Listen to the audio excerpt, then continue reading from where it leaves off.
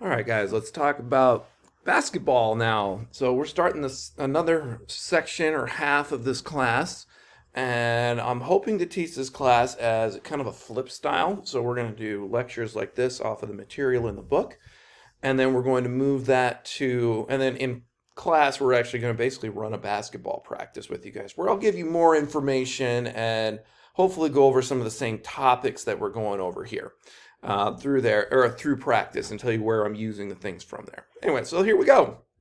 So chapters 1 and 2. So chapter 1 is pretty much talking about just this guy's version of coaching. So Mr. John Wooden is the only high school coach in the Basketball Hall of Fame. I don't know if he's still alive or not, but he wrote this book, and it's also kind of interesting because my predecessor, Dr. Paulson, actually is present for some of these stories, like in the gym, for some of these stories there. So I'll probably throw some things in here in these videos about that so that we can kind of preserve those memories as a part of this class, because that's a really cool perspective to have. So he goes through the first thing, he kind of goes through his background in coaching. So the firm belief, coaching beliefs, whatever your core belief and your core philosophies are going to shape what you and how you coach. So the coach's philosophy can be shaped by your playing experiences, and everybody's is. How you observe the game. Oh man, I am continuously trying to learn. I'm going to spend probably $100 on a new video thing for how to teach my offense, and I'm probably going to try it on you guys. It's a games approach for teaching the offense that I use. So we're going to use some of that on you guys, and I'll probably use it on my basketball team here this year just to see if it actually translates. And then your personal values are also a huge part of this. So forming your approach, a sound coaching philosophy is built on unchanging beliefs. You don't want to be wishy-washy in what you believe. So, the values I have as a person translate into my coaching. So, and you have to be oh man, I have noticed that players can tell when you're not authentic. Refs may not, but but your players do. That comes later. That story's going to come back to that. We'll get to our stories. As I was saying, your personal values are a big part of this. Some of our person's mentors are Red Auerbach, I forgot, and Dean Smith from North Carolina. Red Auerbach was the Bill Russell's coach at the Boston Celtics, and John Wooden is the UCLA coach from that won like 7 or 8 NCAA championships, which no one will ever do again. Making sure you're still continuing to grow, which means you're going to be teaching hard work for your players, being resilient, being selfless. All those things are a major part of it, and these are renowned parts of our two authors here. Is this holistic development of athletes. I love how our new basketball coach in his first interview with the faculty said that he's here to develop young men first and basketball players second. I'm like, props. That is exactly what I want to hear, and it's what I want you guys to do as well in your coaching or teaching, depending on where you go. Life skills, personal growth, character building over winning games is more important than anything. I would rather have a team of guys that are all going to continue to grow and become great young men in their homes and in their community than to have an undefeated season and to win bunches of championships. That's what I'm here for. Coaching, you have a different point of view that you can add to your players, or that you can influence students and players for. So learning from those that are ahead of you. So learn from me, learn from your other coaches, learn from everything. Take good things from it. John Wooden's details was amazing, and we're going to talk about his press and his zone that he used to win a bunch of those championships. Going to this one says reading books. We watch YouTube now more than we read books, and coaching videos. Going to clinics. Oh man, I wish I could go to more clinics. But I'm always trying to get better at my craft. That's especially my personal thing right now is getting better at teaching man-to-man defense. I'm amazing at teaching zone, and I know it works really well for the players that I have and for the level that I coach at. But if I ever want to coach higher than that, say if I ever wanted to coach the college team, I would need to be better at teaching man-to-man defense fundamentals than I do. Try to have more than one source. I personally use a lot of Better Basketball stuff, and I use a lot of Point Guard College stuff. Those are my main sources, but I try to make sure I'm open to sources outside of that. Having goals for, I have sometimes that I would put have individual goals. Sometimes I have team goals, but prioritizing things like your faith. There's a reason I teach and coach at Seventh-day Adventist schools, because that is my passion. That is what I choose to be. I chose to give up my dreams of playing in the NBA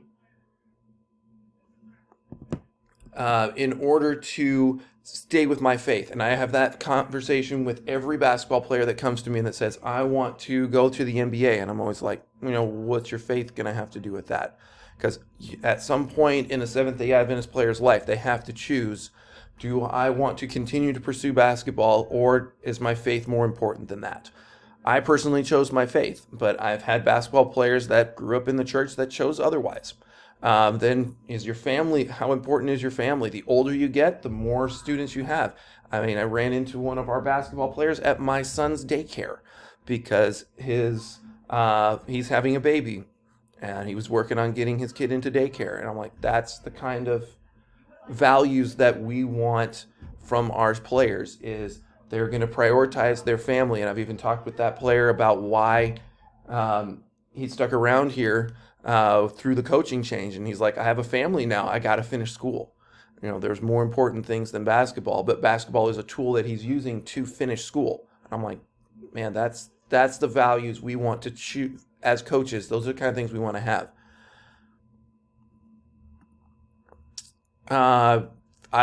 This one's really hard. A winning mentality is going to have values over talent. You can have the most talented player in the entire league, that 1% player that's going to probably go on to the next level, but they may not be the best thing for your team. I had my first year in Arizona, which, our current coach here, him and I actually were in Arizona teaching on the same campus at the same time. I was teaching at the academy. He was teaching at the elementary school. But we just never ran into each other. But I knew I had seen him before. But my first year there, I had a 25 point a game player. We lost every single game. Teams always pressed us. We'll get into that another time.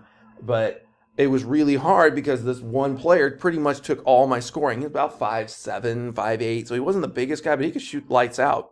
And he would shoot dumb shots. And this was right as Stephen Curry was becoming a big deal. And so he's shooting these NBA length or more threes. And yeah, he'd hit one or two, but he'd miss a bunch of them. And I'm like, this is not working. Well, the next year, we retooled a little bit, and he made some poor decisions in the off season, and his parents held him out of practice for a while. Well, when he came back, his attitude had actually gotten worse. And my assistant coach, while I was at Acrofest, was like, Coach, we got to let this guy go. He's actually bringing down everyone on the team. And I'm like, that's exactly the feeling I had. And for him to come to me outside of, this was when he was running practice for 2 days. And so we let this guy go. And our team went from winning 2 games my first year. We let our best player go. And my team went to like 10-8 the next year. And we made the playoffs. And we lost our playoff game by 1 point. And we had an open 3 with my best 6'5" player shooting a 3 wide open, and he just missed it. So, making that change, sometimes the values that your players have is more important than the talent they have. And that might come to, if you end up coaching college, you're going to have to find players with value. I've seen players come here that look like they were really talented, and they leave before school even starts because they don't like either how the school is run, or they have financial problems or grade problems.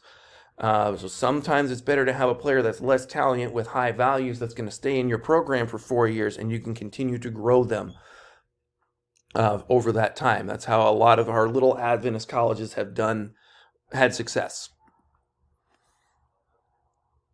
And, when it comes to your coaching legacy, my coaching legacy, I hope, is going to be players that have great values and are amazing family men, amazing church members, and that will go on to become great coaches. I love hearing those stories. I love reconnecting with players after and hearing what they have done. I've got several of them that have coached at Sunnydale. I've got a gymnastics coach that's coaching there right now, and I'll probably see her in a couple of weeks. It's amazing to have those kinds of relationships and to see where they get to. All right, back to some more team stuff here. So having priorities for your teams. And you have to come up with these. These are just the ones in the book. Play hard, play smart, play together, and have fun. That's a great montage to have. And if that's what I was hitting hard, I would say that at the beginning of every single practice. Having a good mindset is also a major part of that. Encourage players to give 100%. That dude that I let go, he only tried like 50% in practice. He never worked on his jump shot because he thought he was a better shooter than I could coach him to. And when players don't give 100% in practice, it rubs off on the rest of the team, especially if they're the best player or the leader. Your leaders may not always be your best player. Man, I sure try to, and we'll talk about this a lot. The offense that I teach and the defense that I teach is all about playing to your strengths and playing as a team. Trying to have players do the best that they can. Let's see, play hard. We already kind of did that one. So all these things are a part of our, prioritize and join. All four of these, this is what Coach Wooten says to do, and I will back it up that it is a great way. And maybe I'm going to pull this into as a part of my practices this year. We'll see. Practicing and effort. So link or practice to game performance. Try your best. And we talked about this a little bit in volleyball, trying to have a more game-like approach because you want things to transfer from one to the other. And I've been watching, there's a guy on Instagram that's called Transformational Basketball. And he has a whole book that he's going through, which I thought about using for the textbook for this class. And most of his things are like, there's a time for doing direct instruction, but having more chaotic drills, more player-driven drills. And I'm going to steal a few of those, and we're going to try them in our class here. Are part of what I would love to do here. But make sure you're keeping a winning effort and learning from losses. Man, you sure learn a lot more from a loss than you do from a win. Even an ugly loss or ugly win, they tend to forget. Your players do. All right, so that's the first chapter. So chapter 2, so communication. All this chapter is about communication.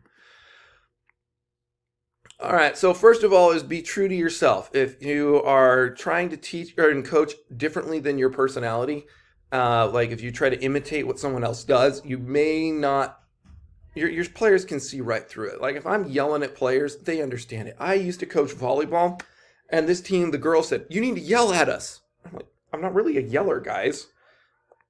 And they were saying, well, we do better with that. Well, I would very quietly, because the gym was absolutely empty, and I would yell at them with this kind of whispered yelling, and they would wait for me to crack at the end of it. Like they would just kind of have their eyebrows up, their face formed like, and then after I'd be, and I would crack and just start laughing because it's not who I was. I'm very much, I love this, prioritize enthusiasm in your communication. I am very much a cheerleader tactician is what I would describe myself. I love the X's and O's. I try to communicate those, but I'm also more enthusiastic than most coaches you're going to see. Yeah, that's just who I am. Having a positive approach, balancing your feedback. Now, I love the sandwich thing. It's really hard to do in a game and in a quick time, but in practice, giving them a positive thing, then giving them criticism, and then something else to motivate them after is really a positive thing, especially when you pull a player aside to talk to them one-on-one. And practice is going, you're doing great things. This is what we need to do, and I really think you're going to be a great player. Let's go. That's very quick, but that's a great way to communicate. If all you do is give them criticism, then they probably will not... it just depends on your person, but some people tend to fall back and be not a part of it. And some people just don't grow that way. And it seems that players in general don't want to be yelled at as much anymore. And I've even heard somebody, when it comes to the balancing feedback, is you spend time in practice and you kind of build up a rapport with your students. You can almost think of like putting coins in. Positive things, positive things, positive feedbacks. And so that when you get to a game and you have to critique them very quickly because you have a 90-second or a 1-minute timeout and you have to yell at them to do something to make changes quickly, then you're kind of pulling some of those coins back. But hopefully you've built up enough that you can pull it back there. And I've seen that with like Coach, I forgot what the coach's name is at Michigan State, but man, he was sure yelling at a player in a game and the media was going nuts about it. I'm like, this guy probably has built up his change drawer with good communication so that when he does need to yell at them in a short time to get a change in their playing, he's built that up and he's not just a yeller. Because I've seen him his practice videos and he's not that way. We talked about humility and authenticity. So, that's one thing that I've been a big deal to me is admitting you're wrong. If you make a mistake when you're coaching, tell them. I've gotten to the end of the game where I called the wrong play or I decided let's change this up and it did not work. Like I changed the defense and it absolutely did not work and we lost the game. Killed me to know that my coaching choice made the mistake. And so making sure you tell the players that when you do mess up, you admit that you were wrong. We are not this infallible person that knows everything as a coach. When we mess up, tell them about it. That integrity that you have is going to strengthen your relationships when you admit that you made a mistake. I think all this is kind of the same. So player motivation. You want the players to get to the point where they can self-correct and they can communicate effectively with each other on the court so that the only voice they hear is so that there's not just one voice all the time. The younger they are, the more it's going to be coach-centric. The older they get, our college players, it's so hard for me to watch college practices because they are not directly instructing them all the time. They're not directly calling out the drills. The players are running a lot of the drills. And so that was something, if I ever coach college, I would have to learn how to promote that autonomy rather than being the person that's calling out every single drill all the time.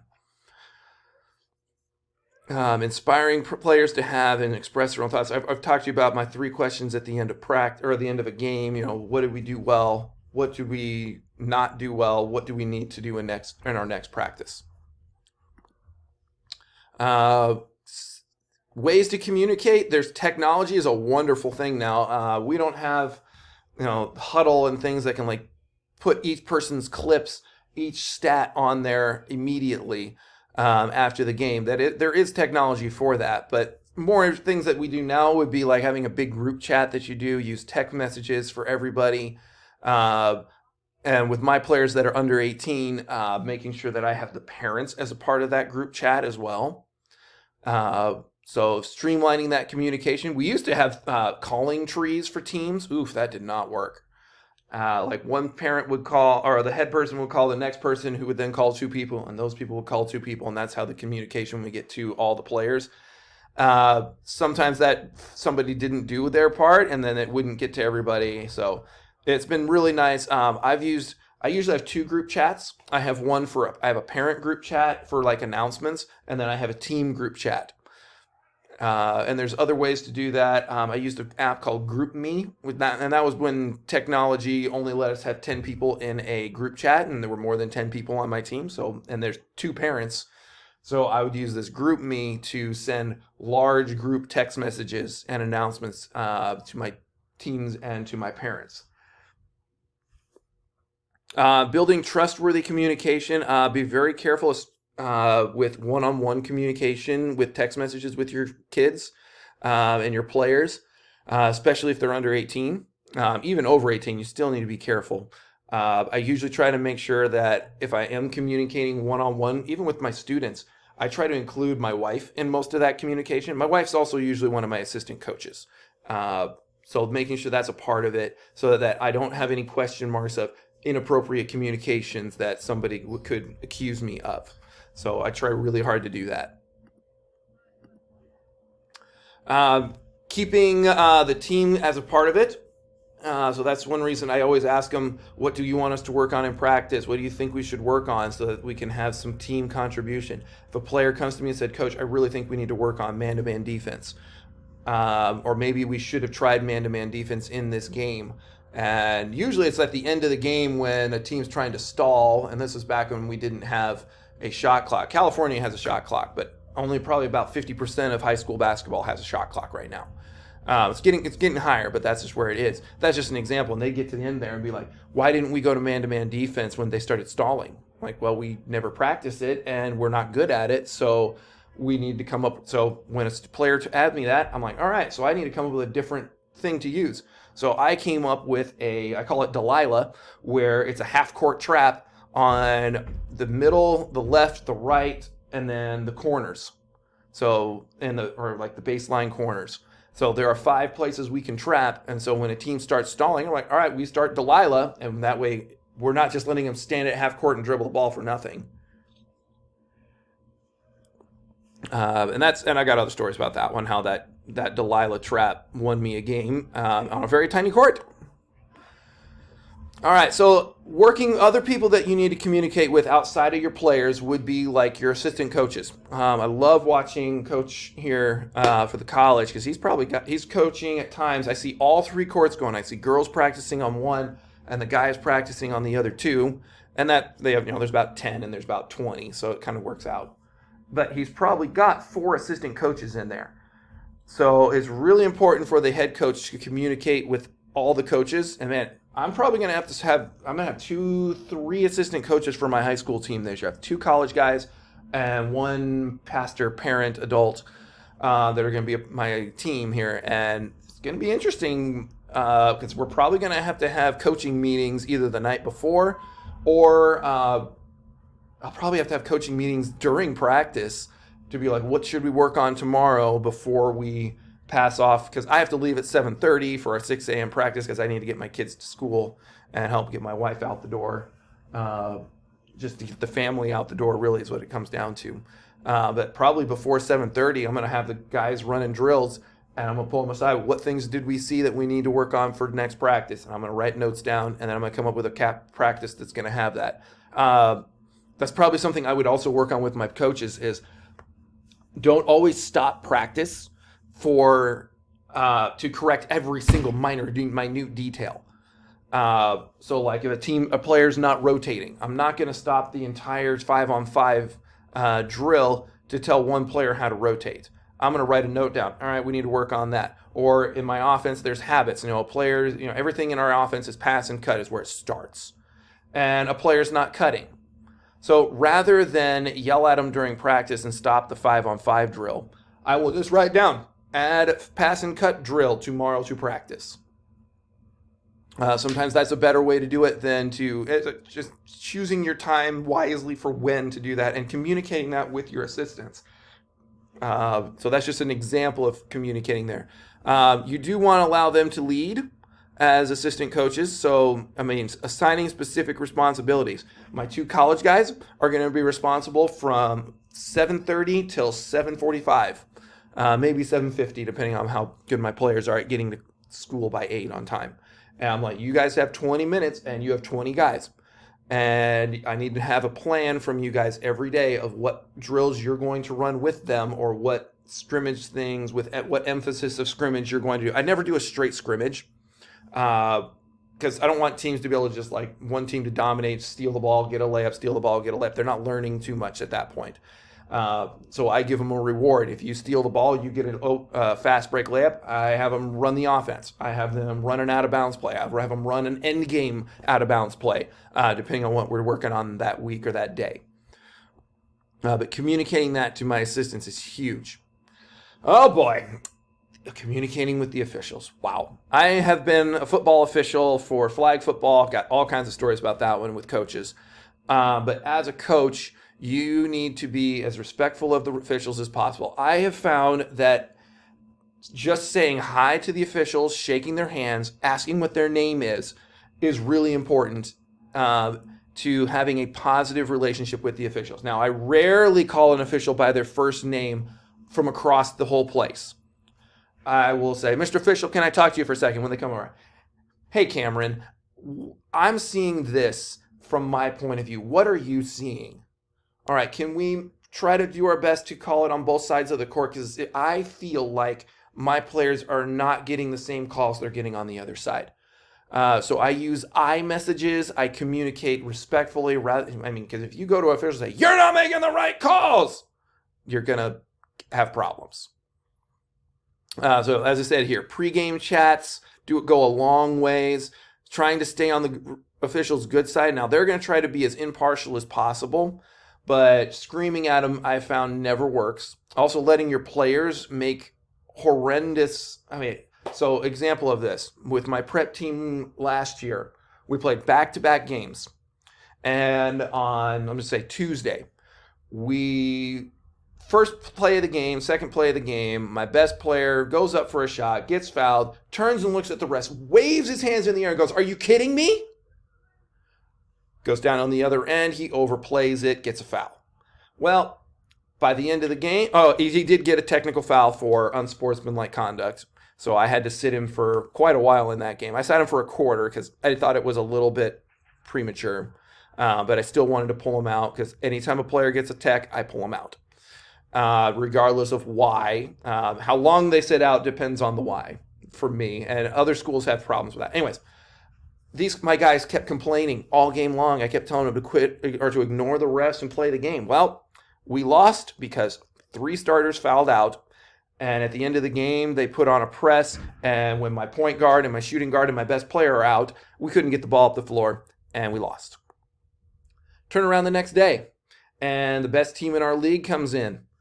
And we worked really hard after the game. We talked about just communicating with the officials. I'm like, you let me communicate with the officials. If you have a problem with the call, turn to me and complain to me as the coach.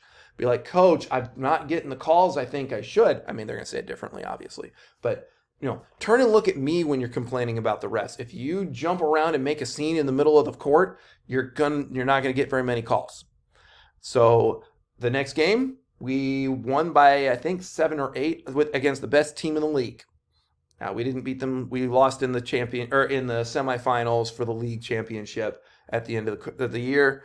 But we ended up splitting 1-1 with this team. And I was so excited for us to turn around from a horrible game with horrible, I won't say it, actually, I don't think the officiating was horrendous.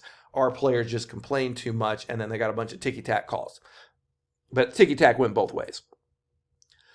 The other story I have for this is I had a game where one official was paid. The other official, I'm 90% sure, was a teacher. He wasn't the physical education teacher because that was the coach. And it was in this gym with a blue floor. And the calls were so one-sided. And when I say one-sided, I mean one official called the calls and the other one never blew his whistle except for out of bounds. So you knew our players were figuring out that if you had to pay attention to which ref was where. And I kept asking the good ref, I'm like, you're the one making the calls here. Why is your partner? I feel like this other official is not blowing their whistle at the same rate that you are. I feel that this one, and I kept using these I feel statements with him, which I do a lot of, because rather than saying you statements, I use I statements. I feel like my players are not getting the same calls on both ends. And eventually this ref, as I'm on my 4th or 5th time, he's like, Coach, you got a lot of feelings, sir.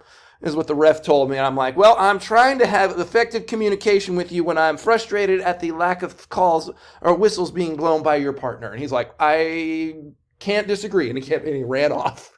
This is probably in the 3rd or 4th quarter at this point. So I'd called him over or tried to cock in his ear when he was at a timeout or something. That's also a great time to communicate with an official. Make sure you ask, though. Be like, Mr. Official, I have a question for you. And while they're standing on the free throw line extended on your sideline, that's when I can have a quick little conversation with them. Or at a timeout, asking to talk to both of them is another time. So there's times to communicate and effectively, but screaming at the officials as a coach rarely helps your situation. It's always better to be nice or to make friends with the officials than enemies. Woo! Parent communication. That's always a fun one. Being tactful, brief, open and honest communication about, because parents are going to come and say, what can my player work on? Does my player have a chance of getting playing time? I personally write out my rotation And I can tell them that, well, the plan is this. Do I stick to the plan? Not always, because there's things that happen. Foul trouble, for example, or players just having a bad night. So I change my rotation, but I do come in with a plan, and I can say so-and-so is going to get playing time at this time. At least that's the plan. Definitely addressing a disruptive parent behavior and boundaries. I think there's even a 10 Commandments coming up here of parents. You need to read that out of the book because I didn't list them all here. But I definitely like that. I've even had parental contracts that some people have written. I've had contracts with players that the parent has to sign. And a portion of that is, as a parent, I will not engage with the refs. I will not engage with the opponent's fans. Things like that are in there. You as the coach are responsible for the parents on the sideline. We've had, my brother and I were reffing YMCA league, like 5th to 8th grade teams. So they weren't all the way through like all 8th grade, all 7th grade, all 6th grade teams. Well, this is in Nebraska. Nebraska's football coach. Now, one day I actually had the legendary Tom Osborne that won 3 national championships in the gym watching his grandkids. Now, I did not bother him because I knew he was there to watch his kids, but boy, was it an honor to have a legend in Nebraska in the gym that I'm reffing. Well, later, that legendary coach became the athletic director, and he hired a very loud, obnoxious coach. His name was Bo Pelini. He won a national championship with LSU as the defensive coordinator, and then came back to Nebraska after that. I think that was not, maybe that was Joe Burrow. He might have been on that Joe Burrow team there. But this dude was a screamer. And he was a screamer at a 7th grade YMCA game, screaming at the officials. Now, we're not professionals. We try to be as professional as we can. But we're not like NCAA professional. That's my full-time job kind of thing. No. And this guy's screaming at us. And we had to go over to the coach and say, Coach, you need to be responsible for your fan over there. And he's like, that's Coach Pelini. I can't tell him what to do. And we're like, sir, if you don't, we're going to kick him out of the game. And if he does not leave, your team will forfeit. So this coach at halftime had to go over and tell this Nebraska head football coach who screams bloody murder at refs. That's why he got fired eventually from the Huskers. But yeah, it was a pretty tough situation. So as a coach, we are responsible for the parents' behavior, or it can affect our teams. Definitely you need to read the youth guidelines or the 10 Commandments of Parents. Make sure you do that. I'll highlight the parental support is going to help maintain understanding that the coach's role and everybody's enjoyment of the competition there. And of emphasizing the values that we have as a coach with our players and with our team. Because we definitely don't want extra pressure on the kids to be like NBA players, because there are definitely, I've coached a couple of players. I had a girl that her older siblings had both had scholarships to play football. And she was like, I have to get a scholarship or I can't go to college, is what my parents tell me. Now, I knew that her parents were pretty well-to-do because they're paying for her to play travel team softball. And she ended up being at, I think, University of Iowa. That's where she ended up going. But this girl really had a lot of pressure to get a scholarship. So trying to avoid that extra pressure from the parents is really hard to do as a coach. Especially communicate as a team, coaching staff, especially in the younger ones, is going to be really tough. And place a high significance on belief in your coaching staff, in your program, promoting support through, because there's going to be good games and there's going to be bad games. And in all honesty, we're not necessarily there to win games. Yeah, I'm super hyper competitive. I am more competitive than every player on that court. I have to dial it back so that I don't let it overwhelm me. So making sure that I let those parents know, and I usually even say it pretty much exactly like I just said to you. Like when parents come to me and be like, we're having a real tough time here, do we need to work on some stuff? I'd be like, guys, I'm more competitive than every one of these guys. I want to win games, but I also know that that's not the main part. We are here to develop young men or young women, that are going to be great citizens and great people. And that's what we're here to actually do. Last thing that we're going to talk about is community engagement and school engagement. So, one, you need to communicate with your faculty. If you've ever watched Coach Carter, one of the things in there is he wanted weekly grade reports for all of his players. And at the time, that was all hand calculated. So he was asking for his players to go to his teachers every week and get a grade report. Now that's done a little bit easier. Our prep players have to do a weekly grade report to their coach or to the athletic director. And they do have to go ask the teachers, but most of the teachers, it's just digitally done. So they just have to make a couple of clicks and they can get it. And all of them probably do it at the same time. So usually I think on Thursdays they have to have it turned in. So communicating with the school and the academic success of your players, school is more important than sports. So I pretty much, if the AD comes to me and says, so-and-so is not eligible, I say, how can I help? My personal talents is I am a teacher. I also was a math teacher for a while. And so I have had study halls with players before or after practice just for that. So communicating that, say it is a student athlete is listed first in everything. So if they can't cut it in the classroom, I don't let them be on the court. If they continue to have trouble, then they can't come to practice. And hopefully your school has a plan for that, but it may end up being just you. Like if it's club volleyball, they may not have the same things there, but I would still be checking on their academics to see if they can be a part of the club program. All right, that's what we have for chapters 1 and 2. Make sure you read the textbook. It is actually very interesting to see the background of our author and his son. There's even a part there about coaching his kids. Like he's like, I got to coach both of my sons, and that 10 commandments of parental things there. All right, see you in class/practice.